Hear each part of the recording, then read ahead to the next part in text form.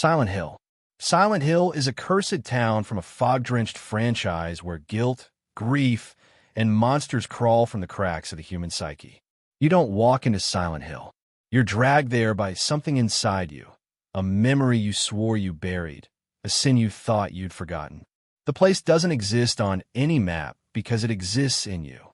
The fog isn't just weather. It's a veil, a suffocating filter of unresolved trauma. You can't see what's coming, but trust me, it sees you. And then there's the siren. That goddamn air raid siren. It's the sound of the world vomiting out its evil skin and revealing the meat underneath. Everything in Silent Hill is symbolic, but the symbols don't comfort. They accuse. Nurses without faces. Children with knives. Walls that bleed. It's therapy if your therapist was Satan in a hospital gown. And don't even mention Pyramid Head.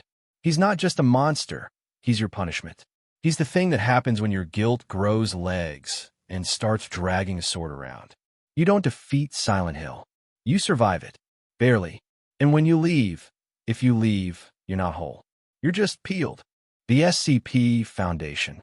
The SCP Foundation is a secret organization tasked with securing, containing, and protecting the world from anomalies, at the expense of everything sane. This is bureaucracy's final form. A place where men in lab coats and moral ambiguity imprison gods, kill dimensions, and file the paperwork afterward. The horror isn't just the monsters, it's the coldness. The surgical precision. The way they describe a universe-eating parasite with the same tone as a quarterly earnings report. SCP-2317. Reality-breaching entity located in basement. Feed daily. Don't ask questions. That's it. That's the entire containment procedure for what might be Lucifer on a crash diet. Some SCPs are comical, rubber ducks that teleport. Others? Apocalyptic in the biblical sense. There's a hallway that erases your memory. A staircase that descends forever. A child who alters reality by dreaming. One document literally drives you insane the more you read it. They label these things with numbers and act like that makes it better. As if calling the apocalypse SCP-001 makes it a little more manageable. Spoiler, it doesn't. There's no victory here. No hero arc. Just containment. Endless, thankless containment. The world is held together by interns with panic disorders and D-class personnel they treat like disposable batteries. The real monster might just be the Foundation itself. Event Horizon. Event Horizon is a spaceship from a sci-fi horror film that traveled to hell and brought it back, inside itself. You ever stare at something so long it starts staring back? That's Event Horizon. It's what happens when theoretical physics goes feral. They build a ship to fold space, to travel faster than light, by punching a hole through reality. You know, just a little hell portal on aisle 3 of science. The ship vanished. Years later, it came back. Except it didn't come back alone. The ship is alive. Not in a cute Wall-E way. More like possessed by the collective screams of tortured souls from another dimension alive. Crew members start hallucinating their deepest regrets, mutilating themselves, whispering to walls. One guy claws his own eyes out and says he doesn't need them where we're going. Classic vacation line. The Event Horizon isn't a haunted house in space. It's a haunting welded to steel and floating like a corpse in orbit. It's not trying to kill you. It wants to keep you. Forever. It wants you to feel everything you've ever buried, with no way out but through your own skin. If you ever see this ship, burn it. Burn it and the stars around it. And maybe the universe will sleep a little easier. The Warp. The Warp is the nightmare realm from Warhammer 40K. A dimension of raw emotion where thoughts become gods and gods become weapons. The Warp isn't space travel. It's not some quirky shortcut through hyperspace. It's a screaming, bleeding mirror of every sin the universe ever felt. Lust, rage, despair, boiled into a cosmic soup that your soul swims through while your body shivers in a metal coffin. It's hell if hell had Wi-Fi and a deep hatred for probability. Ships don't travel through the Warp. They gamble with it. There are no rules. Just urges and psychic echoes of genocide dressed as gods. Korn drinks blood and counts skulls like a frat bro who majored in ritual sacrifice. Slaanesh is pleasure dialed up until it becomes mutilation. Nurgle loves you, but he shows it with disease and decay. And Tzeentch? Tzeentch is the embodiment of change, the manipulator, the chess master whose pieces are you and your family in your next 10 reincarnations. Worse still, psychers, people born with a spark of psychic power, are like lighthouses to warp entities. Except these lighthouses scream. Imagine casting a fireball spell and accidentally inviting a demon to wear your skin like a prom dress. That's Tuesday in the warp. The Imperium of Man depends on this realm to function, which is like depending on a shark to swim your kids to school. It's a paradox.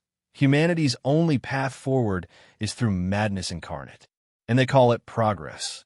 Berserk's world. The world of Berserk is a medieval hellscape that makes Game of Thrones look like a Renaissance fair. There's no justice here.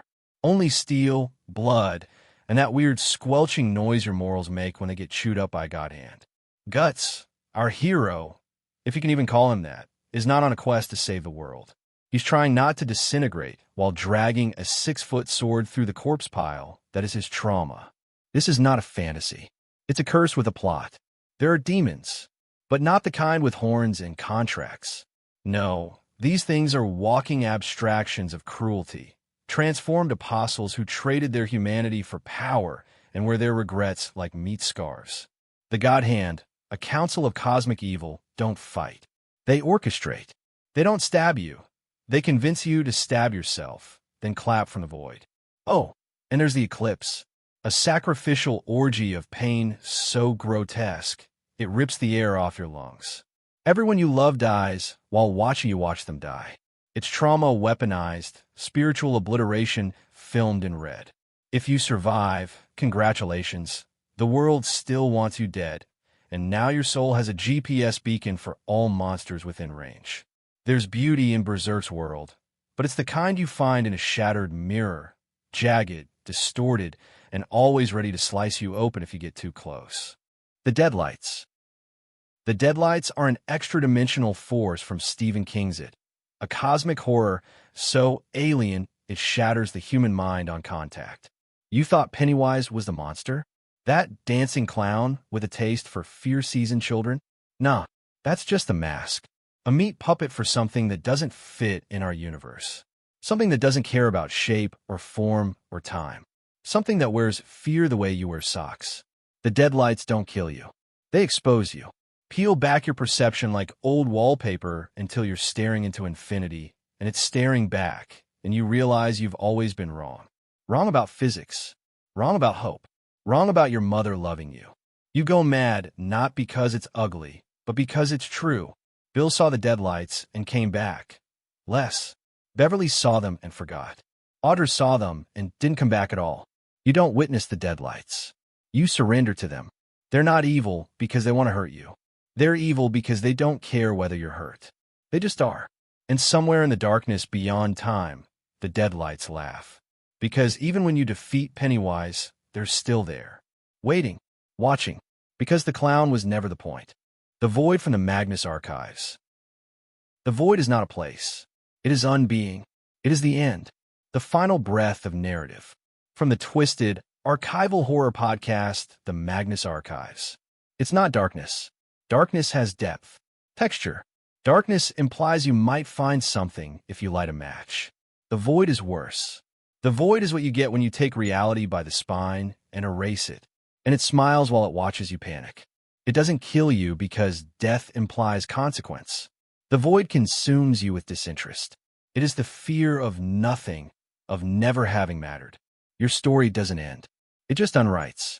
You dissolve backwards until your presence was never even a ripple in the pond. And people feed it. Not cults. Archivists. Desperate men and women who want to record truth, not realizing that the closer you get to the end of the story, the louder the end gets. Until even your memories start to unthread like rotted silk. It doesn't knock. It waits. Behind forgotten corners, abandoned narratives, unanswered voicemails. The void doesn't hate you. That would be intimacy. It simply refuses to remember you. Yharnam. Yharnam is the blood-drenched nightmare city from Bloodborne, where science, religion, and the old gods went on a bender and broke the laws of reality. There are cities, and then there's Yharnam, a Victorian meat grinder powered by blood. Everyone's infected with something. Everyone's worshipping something. And everything that moves wants to eviscerate you.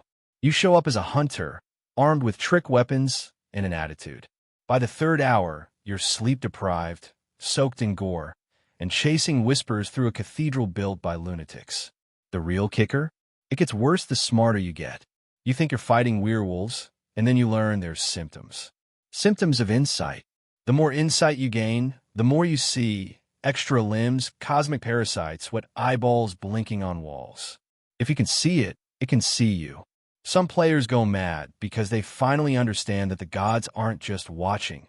They're inside. Every boss is a metaphor wrapped in sinew. A bride who miscarried divinity. A scholar who became a slug to meet the stars. There's a baby crying in the background. You never find it.